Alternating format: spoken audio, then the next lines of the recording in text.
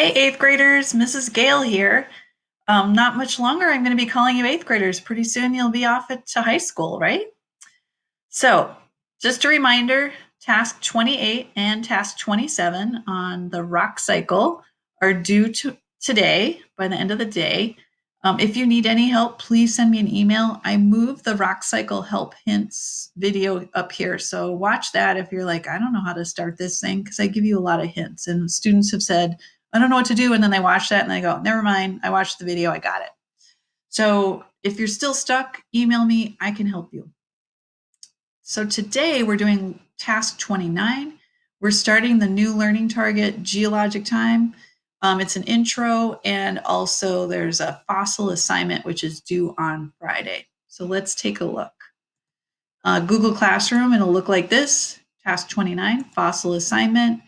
It's letting you know that it is the last learning target, and you're going to be learning about Earth's history. And we're focusing on fossils for this first assignment. So here's what the slides look like. You can see these beautiful fossils, which are ammonites, and those live in the ocean. So those fossils formed on the bottom of the ocean floor. So here we are. Geologic time is the scientific story of the history of the Earth as told by rocks and fossils. And for our learning target, you should be able to name, explain, and give evidence for the order and major events in geologic timeline of Earth. So you're not going to have to memorize things, but you're going to have to be able to understand that geologic timeline and what it's showing. Your assignment for today is to do the learning activities on slide 4, and then to go find something that could become a fossil someday. And then you're going to explain how it could become a fossil.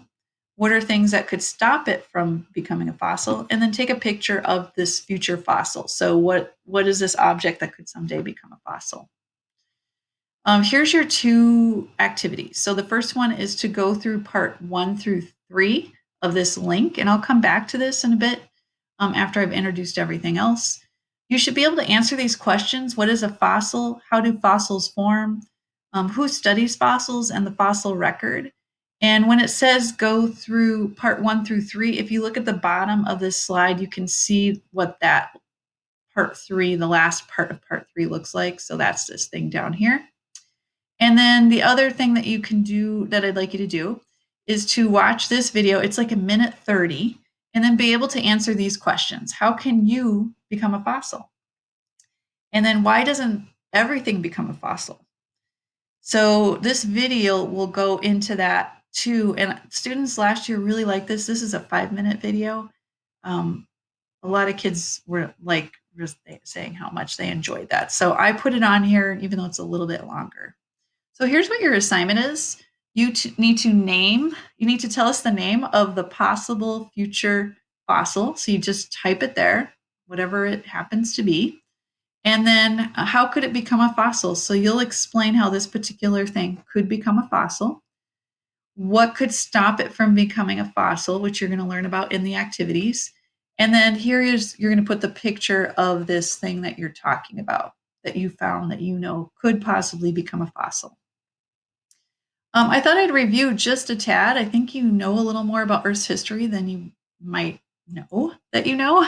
So the Earth's surface changes because of plate tectonics. So we've been talking about that. There's many different ways for it to recycle itself.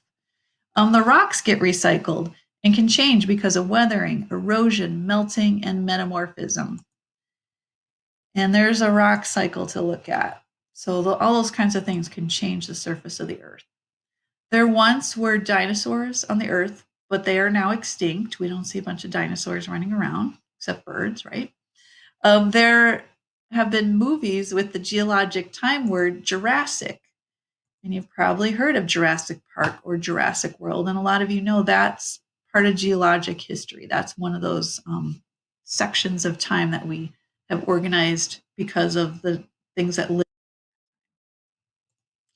And then this is the geologic timeline. So it's the scientific story of the history of the Earth. Starting here is the today, and then it goes back in time. And you can see how these fossils show that life has changed, what kind of fossils we find in the rocks tell us that, it wasn't always the same. And then these are the names of the different groupings of time. And then this kind of has numbers. But this is cartoony looking, but this is a typical timeline, what it looks like. The bottom is always the beginning of Earth when it started. The top is today. And fossils and rocks are used to piece together the history of the Earth. So I'm going to go back here to the activity. And if you think you've got this and can work on this on your own, you can just stop this video when you're like, okay, I know what to do now. I'm just going to move on. But I do want to talk a little bit about this link. So this is showing a dinosaur becoming a fossil. So you can see that it's on the ground, gets buried even more, tilted. Now it's probably a fossil, and then it gets uplifted and eroded, and then you can see the fossil. So these are all the things that help us discover the fossil record. So getting into the fossil record. So the fossil record holds important clues about life in the past, but not everything that once lived gets preserved as a fossil, nor do all fossils survive Earth's forces. So in this tour, you will learn about the fossil record and how fossils are formed and found. So let's begin learning about fossils. So you'll click down here where it says next, and sometimes you can't move on until you've done the things that it says. Also over here, remember how I said I want you to do 1, 2, and 3? It'd be great if you finish this whole thing, but I think it gets a little bit long. So if you're kind of losing interest, it'd be nice for you to get through number 3. So here's a paleontologist looking at a fossil that they discovered in some rock. All of the fossils that exist, whether dug up or still on the Earth, provide us with a record of the history of the life on Earth. This is called the fossil record. Paleontologists are scientists who use fossils to study life on the past. There are many questions that the fossil record can help us answer. So how do organisms move about? How have they changed? How did they learn to fly? How has that changed? So there's some questions there. It started to talk about the whale. Do you guys remember learning about how whales have a hip bone, which shows that at one time they were walking on the earth and then moved into the ocean? Fossils can be body parts. There are many different types of fossils. So they can be body parts of ancient organisms such as bones, shells, teeth, or plants. Below is a picture of a fossil of an amphibian. Probably looks like a frog. Here's a trilobite. Here's a dragonfly, ammonite, plant leaves, acorn. I think that one's pretty cool. Fish, marine invertebrate, baby dinosaur.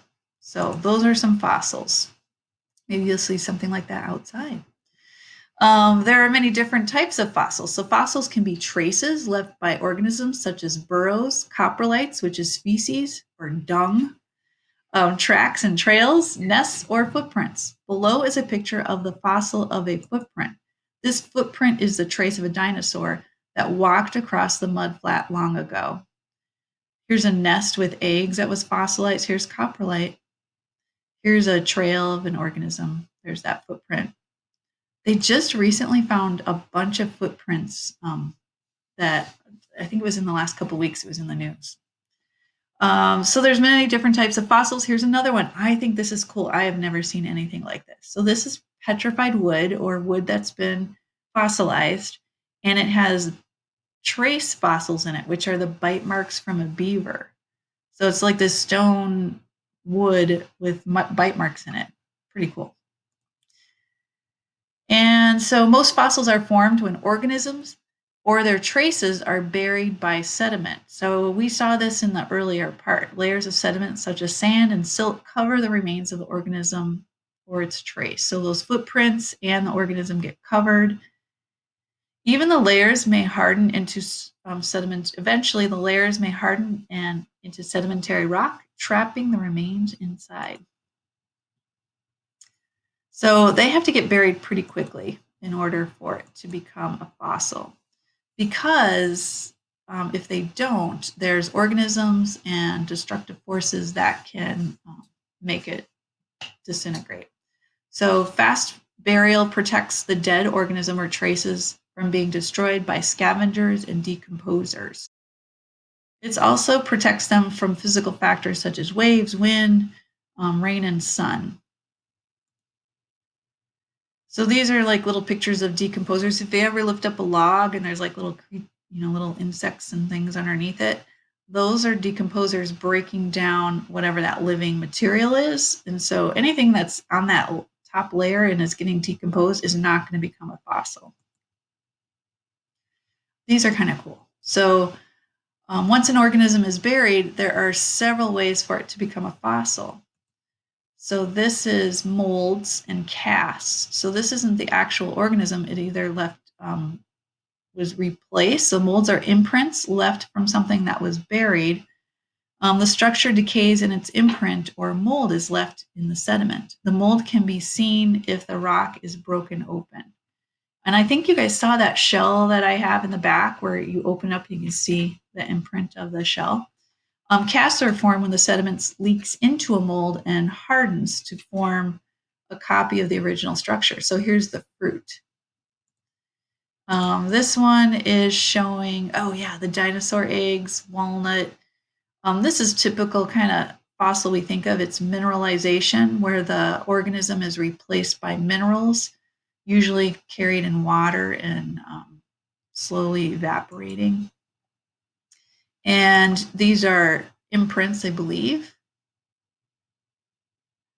Leaves are among the most common fossil preserved as impressions. And the record of soft structures can be preserved in the stone. This is an impression of a dinosaur skin. And then the last one is foraminifer, which is these microscopic organisms that are preserved for the fossil record. But does an organism always have to be buried? No, it doesn't. So let's see what that's talking about. So in rare instances, an entire organism can become fossilized because it gets trapped in the substance that protects it from destruction. So here is part of a woolly mammoth, and it was frozen very quickly in ice and for 21,300 years. And some of the frozen mammoth have been found so well preserved that their last meal was still undigested in their stomachs. So that's during the Ice Age, and the ice just stayed there. This one is, this is what I think of when you think of Jurassic Park. So this is an organism that was trapped in tree sap, and then that hardened to become amber. And if you look at my earrings, you can see that these are amber. And so I brought up the Jurassic Park already. And this one, I have never been there, but I think it's something I want to do. It's on my bucket list. But this is an organism that was trapped in the tar pit in California, and it preserved the organism like, I don't know, not petrified, but petroleum just kind of hardened it. And let's see, next. Organisms can be mostly soft parts or hard parts. So this is like a slug that it's harder for those organisms to become fossilized. Here's a turtle, the shell of a snail, the bones of a zebra. Oh, there's a jellyfish. So these things have a harder time becoming fossilized, soft bodies. So hard bodies are more likely to fossilize than soft body parts. So think about that when you go outside, when you look for things. Is it soft body or a hard body? Trilobites. All right. However, in rare instances, soft structures are preserved. Remember the ant that was preserved in amber. So that is an insect. That's kind of a softer body. So where an organism dies helps determine whether or not it becomes a fossil. So the bottom of the ocean is a great place for organisms to become fossilized, especially if it's near the shore where sediment's washing on the shoreline. Bottom of a lake, another good place. You can get a lot of mud and sediment washing in there from rivers. Rocky intertidal area, not a good place for fossils. Too much motion of the water breaking things down. And then the rainforest is a really bad place for fossils because there's lots of decomposers, lots of moisture to break down material, so things can't get preserved. All right, we're almost there. So I know this one's all of the above, so I'm just going to keep going. And this is showing the fossil record, how there's lots of organisms, but not all of them make it for being fossilized. And then some of them get destroyed even when they are fossils. So it's less than 10%. And I saw in another thing that it's like 0.1% of the organisms can get fossilized. So here we are, the last one. Even after a fossil is formed, it can be easily destroyed because the earth is very dynamic. Fossils can get crushed, melted, moved, eroded. And we talked about all these things happening in the earth so you understand them. So hopefully you made it this far with me. You can continue on if you want to get through these, or go ahead and get started on that part 2. Let me know if you have questions. Good luck.